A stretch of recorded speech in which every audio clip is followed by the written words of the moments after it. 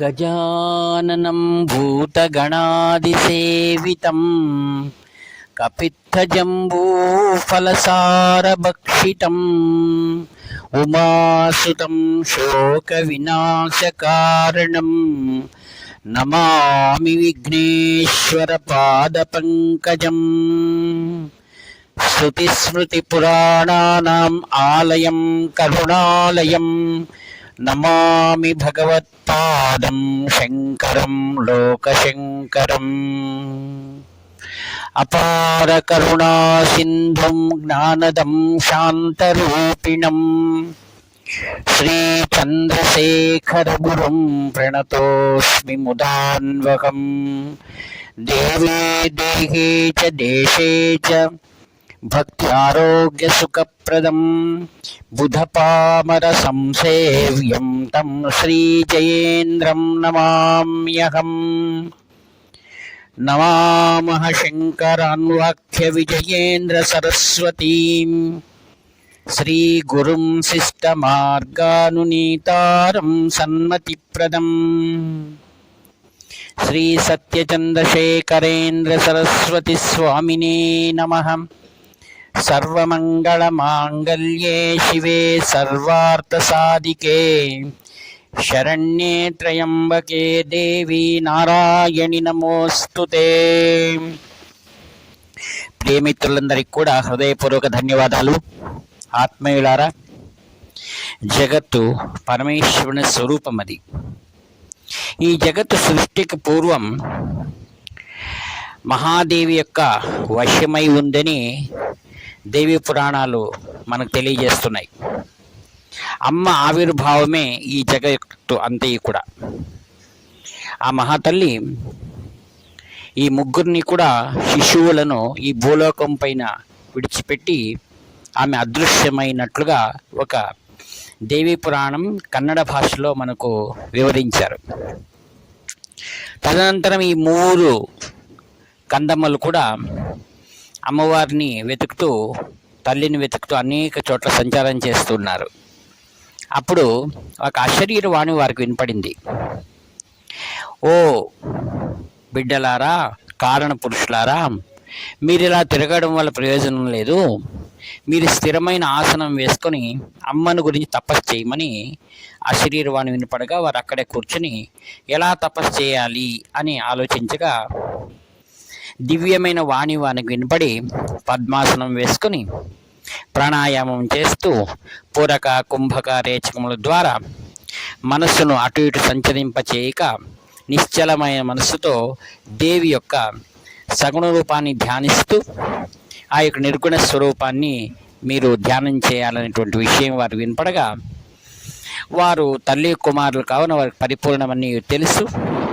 అదేవిధంగా 5,000 సంవత్సరాలు ఆ తల్లి గురించి తపస్సు చేశారు.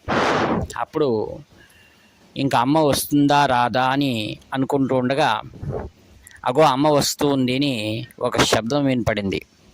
ఆ మహాతల్లి పరమ పవిత్రురాలై భూమి ఆకాశాలు ఒక రీతిగా కనపడుతూ వారికి దర్శనమిచ్చి, నా కోసం ఇన్ని వేల తపస్సులు చేశారా మీరు అని ఎంతో ప్రేమగా బుజ్జగించి తమ తొడపైన పడుకోబెట్టుకుని అమృతపానం చేయిస్తూ, నాయన మీకేం కావాలో అడగండి అనగా, అమ్మ నిన్ను వదిలిపెట్టి వెళ్ళము అని ఆమె పాదాలను గట్టిగా పట్టుకొని మా దగ్గరే ఉండాలని వాళ్ళు అన్నారు. అప్పుడు తల్లి అంది, నాన్న నేను ఈ ప్రపంచాలు ఎన్నో ఉన్నాయి, నేను అన్నిటినీ చూసుకోవాలా, నాకు బాధ్యత ఉంది. మీరు ముగ్గురు కూడా వీరు సృష్టి చేయండి, ఒకరు స్థితి చేయండి, ఒకరు లయం చేయండి అని వారికి నామకరణాలు చేస్తూ బ్రహ్మ విష్ణు మహేశ్వరులుగా వారిని ఆశీర్వదించి, నాకు మీకు ఎట్టి భేదము లేదు, ఎవరైనా నాకు మీకు భేదాన్ని కల్పిస్తే వారికి కఠినమైన శిక్ష మరియు నరకానికి వెళ్తారని అభయవచనం ఇస్తూ అమ్మవారు అదృశ్యమైంది. తదనంతరం వారి ముగ్గురు కూడా ఏం చేయాలని ఆలోచన చేస్తుండగా దాంట్లో ముగ్గురు అన్నారు, మన ముగ్గురు కలిసి చేస్తే కాదు, ఎవరైనా ఒకరు ప్రధాని ఉండాలి, నేను పెద్దవాడుగా ఉంటాను అని బ్రహ్మ అన్నాడు. అప్పుడు పరమేశ్వరుడు అన్నాడు, అలా కాదు, నేను ఉంటాను, మీరిద్దరూ కూడా మీ కార్యక్రమాలు చేయండి అనగా అయితే బ్రహ్మ అన్నాడు, ఎవరి గర్భంలో 14 లోకాలు ఉన్నాయో వారే పెద్దవారు అని ఆ యొక్క మహావిష్ణువును పరమేశ్వరుని ఆయన మృంగాడు. లోపల వెళ్ళి చూడగా అనేక లోకాలు, 14 లోకాలు మరియు విష్ణులోకము, కైలాసం అన్నీ కనపడ్డాయి. తదనంతరం ఆ యొక్క మహావిష్ణువు బ్రహ్మ యొక్క అధోక్ష భాగం నుండి కిందికి వచ్చేసాడు, అందుకే అధోక్షజుడు అనే పేరు. తర్వాత పరమేశ్వరుడు బ్రహ్మ యొక్క కపాలం నుండి బయటకు వచ్చాడు.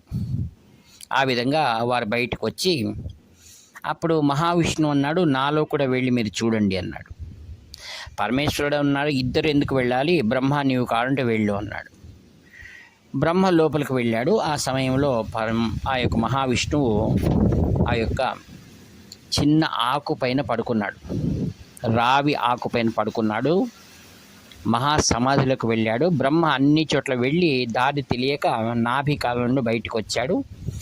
4 వైపులా చూసినందుకు 4 ముఖములు, పైన చూసినందుకు ఇంకొక శిరస్సు వచ్చింది. పంచముఖ పరబ్రహ్మ అని పిలిపించుకున్నాడు.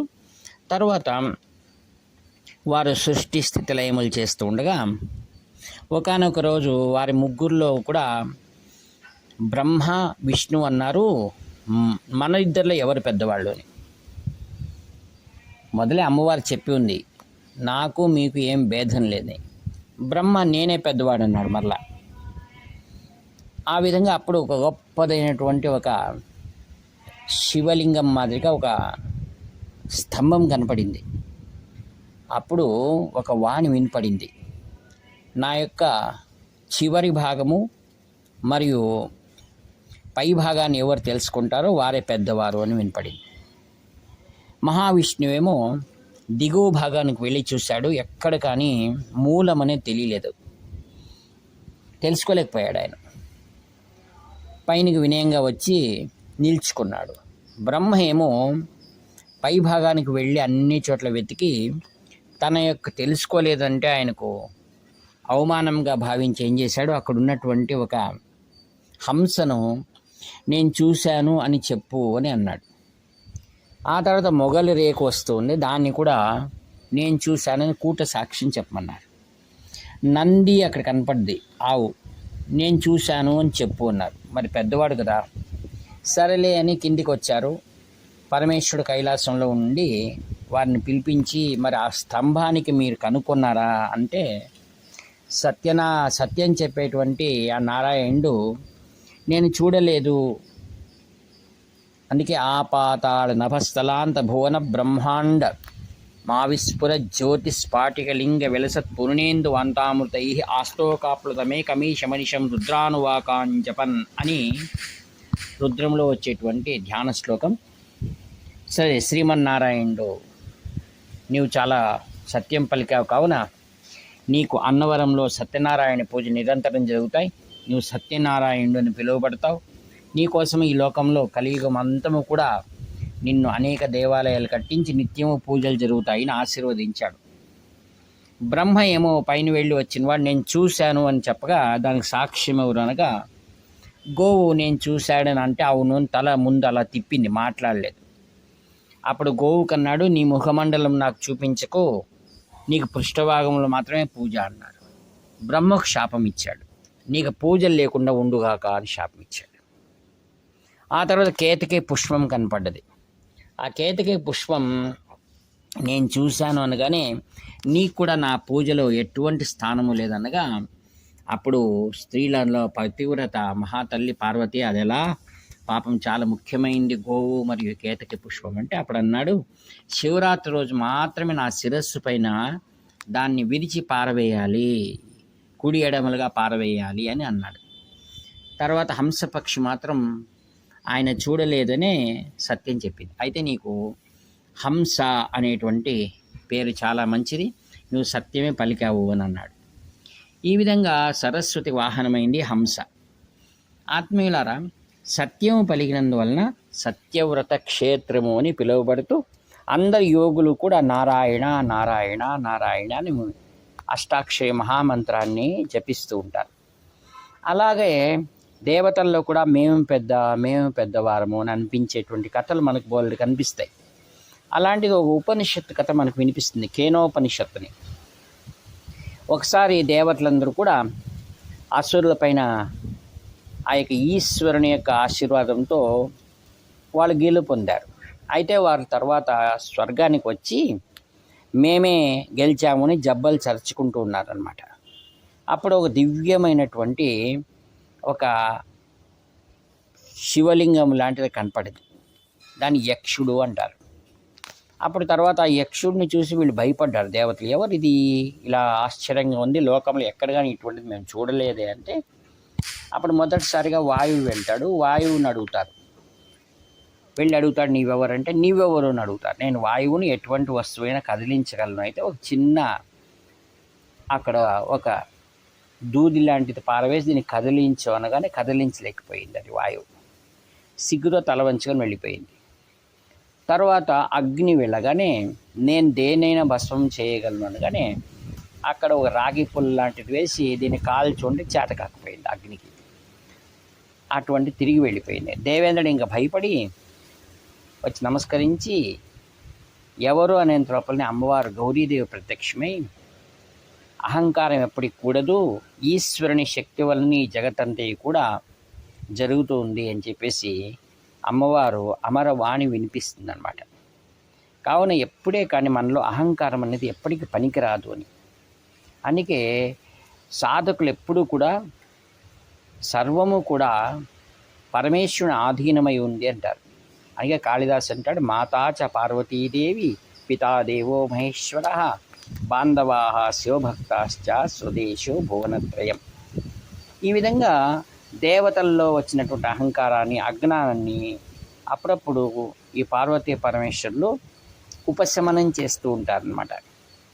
అలాగే మానవులలో ప్రతి ఒక్కరూ కూడా పోటీ పడేంటి స్వభావం మంచిదే.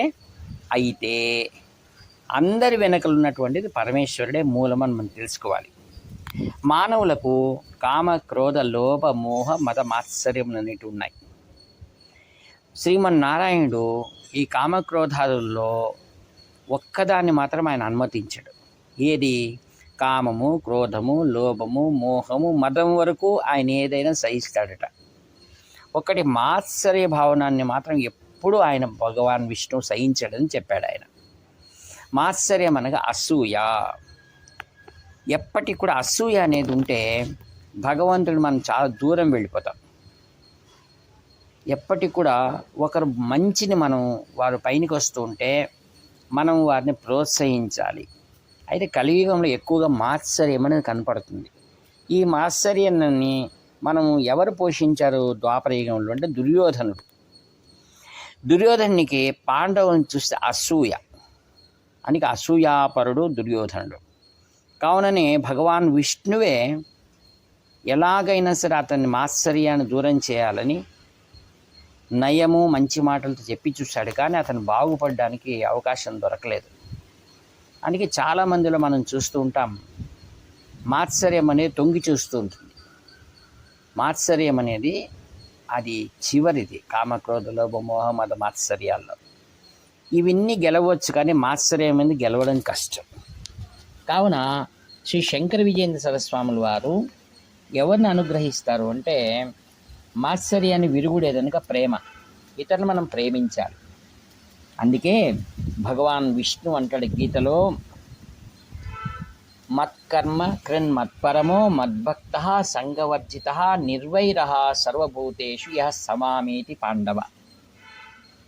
నా యొక్క కర్మల్ని ఎప్పుడు చేయండి, ఇతరులను ప్రేమించండి.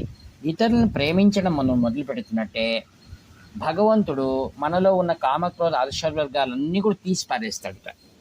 అందుకే చివరిదైనటువంటి అసూయను మనం దూరం చేసుకోవాలంటే ప్రేమ అనేది మనం పాతుకోవడానికి ప్రయత్నించాలి అని చాలామంది అంటుంటారు. మాకు శ్రీవారి దర్శనం చేయించండి, మీరు దగ్గరే ఉంటారు కదా. మేము వారికి ఇచ్చే ఒకే ఒక చిన్న సలహా ఏంటంటే, మీరు అందరినీ ప్రేమించండి. ఎప్పుడు మీలో ప్రేమించే మొదలు పెడితే అందరినీ కూడా తప్పకుండా ఆయనకు తెలుస్తుంది. అందుకే ఆయన సత్కర్మలే మనం చేస్తూ ఉండాలి. అందుకే ఎప్పుడైతే మనం గురువును ప్రేమను పొందాలి అంటే మనం ఆయన కర్మలను, సత్కర్మలను ఎలా చేయాలి? ఆయనకు అర్పితమై చేయాలండి. మన గ్రామంలో ఉన్నా, మనం ఎక్కడున్నా సరే. అలా ఈశ్వరార్పణ బుద్ధితో మనం చేస్తూ ఉన్నట్లయినా మనలో అసూయను మొదలు తీసి పారవేస్తే తప్పక సద్గురు కృప మనకు కలుగుతుందని చెప్తూ ఈ వాక్పుష్పములన్నీ కూడా శ్రీ సద్గురు శంకర విజయన్ సరస్వతి మహాస్వాముల దివ్య చరణారవిందం సమర్పి సెలవు తీసుకుంటాను. ఇట్లు మీ ఆత్మీయ మిత్రుడు నివర్తి నాగభూషణ శర్మ. 7483229249. హర హర శంకర జై జయ శంకర. హర హర శంకర జై జయ శంకర. హర హర శంకర జై జయ శంకర.